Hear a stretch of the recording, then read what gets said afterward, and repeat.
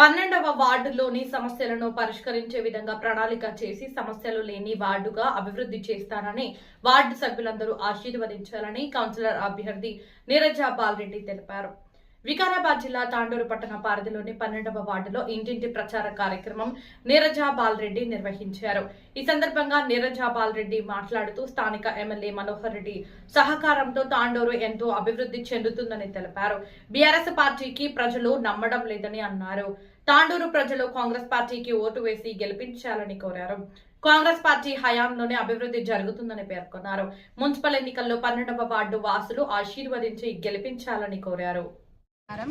నేను 12వ వార్డు అభ్యర్థి నీరజ బాలరెడ్డిని కాంగ్రెస్ పార్టీ తరపున పోటీ చేస్తున్నాను. మనోహర్ అన్న గారి ఆశీస్సులతో.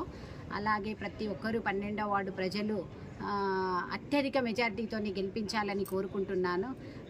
ఎందుకంటే ఇంతకుముందు నేను 11వ వార్డు నుండి 2 సార్లు పోటీ చేయడం జరిగింది. ఇది నాది 3వసారి.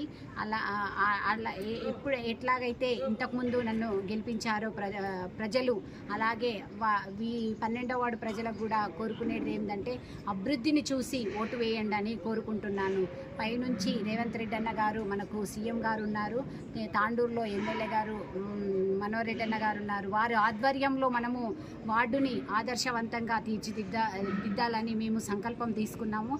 అందరూ దానికి సహకరించాలి. ప్రతి ఒక్కరికి పేరు పేరున వేడుకుంటున్నాను. 11వ తారీఖు జరిగే ఎలక్షన్లో పోలింగ్ రోజు ప్రతి ఒక్కరూ చేతి గుర్తుకు ఓటేసి నన్ను ఆశీర్వదిస్తారని కోరుకుంటూ ముగిస్తున్నాను.